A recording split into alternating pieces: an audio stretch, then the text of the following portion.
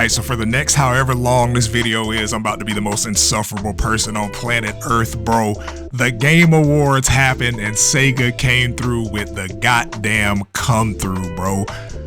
So many classics, like IPs that have been dead for decades, are getting back. I'm excited. Like they aren't even remakes. They are entirely new games in the franchise. This is insane, bro. Like I have to talk about it. I have to kind of talk about the reasons that this is going down. So yeah, go ahead and sub up, like, so you don't miss any of the other footage that I'm going to be putting out in the future. But the first up is a new Jet Set. Holy shit, did I never think that we would see these games coming back, bro. Like, I love Jet Set Radio and Jet Set Radio Future. Like, I bought the remaster of Jet Set Radio like back in 2012 when it dropped on the PS3. One of my favorite franchises. Like, I still think it's like a top 5 video game soundtrack of all time, both games. It's so exciting. It's so fucking exciting to see that franchise coming back, especially after the success of Bomb Rush Cyberpunk, which is made by Team Reptile. It's made as a love letter to these games, and for us to be getting one in an official capacity is crazy. Look at Beat, man. Look at him. Like, this is like, I don't even know what to say, dog. Like, I just had no clue that they were planning on dropping all of this heat on us. No clue that they even still remembered their old franchise as a Shinobi game. I think the last Shinobi game we got was Nightshade on the PS2 back in 2004, and that wasn't even starring what was the ninja's name? Hatsuma, I think his name was. But this is like white suit Shinobi. This is the old school shit from the 90s, the one that had like 30 versions depending on where you were. It's in the same vein as like the old school side-scroller Ninja Gaiden. It looks like it's done by the same team that did Streets of Rage 4 too, like just based on the art style. And that's gonna be fucking goated because they absolutely killed it with Streets of Rage 4.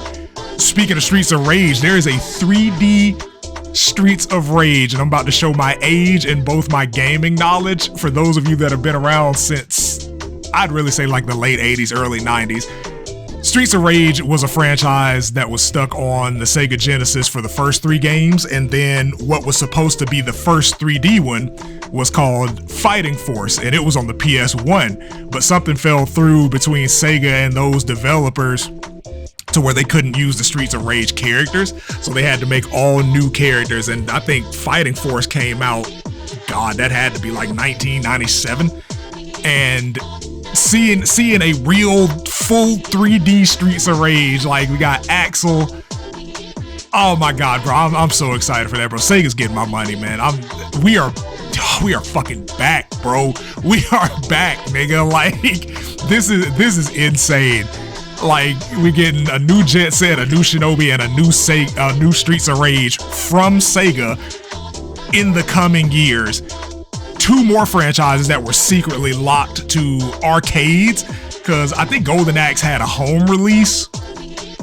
So did Crazy Taxi, but like Sega just had all the other bangers out at the time, so they kind of got overshadowed. But Golden Axe is a game that I never thought was coming back. It was a side-scrolling beat-em-up akin to Final Fight back in the day, and that was, oh God, that Golden Axe is an ancient fucking game. So like it's a good game. It's fun. The controls are really tight. Like I'm excited to see what they do with that, because it looks like they're gonna make it a 3D action game.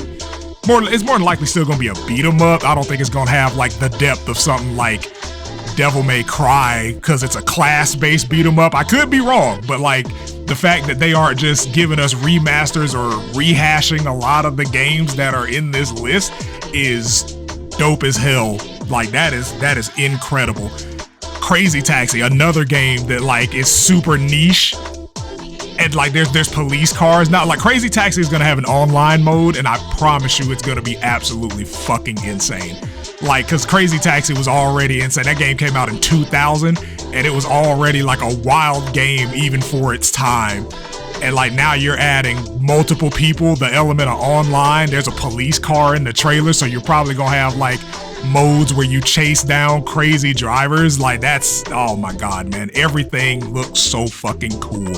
And we owe it all to the Blue Rat because Sonic and Yakuza, I'll give Kiryu his shine too. Sonic and Yakuza have kind of been carrying Sega as far as like everything that's not pachinko or an arcade cabinet. Like those two franchises have quite literally been carrying, and it's not just the games helped a lot, but Sonic as a multimedia franchise has been doing incredibly well, on top of having 2 games recently that released back to back that sold well, and Frontiers being more or less the social experiment of the Sega offices. It's like, hey, we're gonna give y'all budget, we're gonna give y'all time, show us what you can do. Okay, best-selling 3D game in the franchise, universal acclaim. Of course, there are the naysayers, but you know, this ain't about them. Universal acclaim, liked by the general public. It brought it back to the limelight in Japan. Frontiers really like was the reset that I think Sega needed, because like we're getting new fucking Jet Set, a brand new Jet Set, a brand new Shinobi, a fully 3D brand new Streets of Rage, new Golden Axe, new Crazy Taxi, and more. And it's all built off of the success of Frontiers, Superstars, the Yakuza games, the IDW comics, the movies. All of those things culminated into Sega. I think coming back into like the AAA competitor that they were in the 90s and early 2000s, because they've always had the catalog to be up there with some of the other developers. And seeing them go back to some of these games that have been like dead for quite literally decades. Like, bro, the last official Streets of Rage game before 4 was in 1994. The last Jet Set game, official Jet Set game, was in 2002. Golden Axe, I don't think has had a game since 1992. Same with Shinobi. Shinobi hasn't had a game in almost 20 years now, because the last one was 2004. And oh man, it's just, as somebody who was there for like the Sega heyday, this is exciting. This is exciting as shit, because Sonic quite literally came through with the come through, bro. Like, this is all possible. Like, granted, some of these games have probably been in development or at least like conception since Frontiers development started, possibly before that, but like you don't just get this many IPs that have been dead for multiple years and just say, yeah, we're making these. Like, you have to, like, Frontiers was the catalyst for the confidence and the budgeting that is probably gonna go into these games, man. I'm really excited. Like, it's just incredible to see, bro. Like, a new Streets of Rage, man. A new one, fully 3D, a new Shinobi, a new Jet Set. And they threw Jet Set first. Like, as soon as I saw Beat, I was just like, oh my God. And then we got an updated DJ Professor K. Nah, nigga, I'm cooking. I'm finna be annoying as shit. And the biggest part, the most exciting part to me was the and more. So either that could mean the most likely outcome is some new IPs.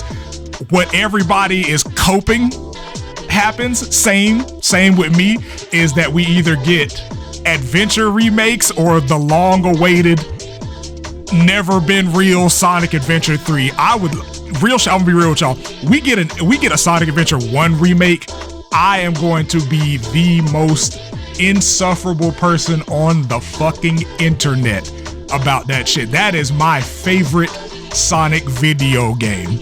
Alright? We get a full remake of that shit with the budget that went into like Frontiers or these other games that are coming out. Over with. Y'all gonna have to unsubscribe. Y'all gonna have to fucking unsubscribe, man. That's just what it is, because I'm gonna be annoying as hell. Oh my God, what are y'all excited for, man? Let me know in the comments, bro. Like, I gotta go watch this trailer like 17 more times, bro. Like, man.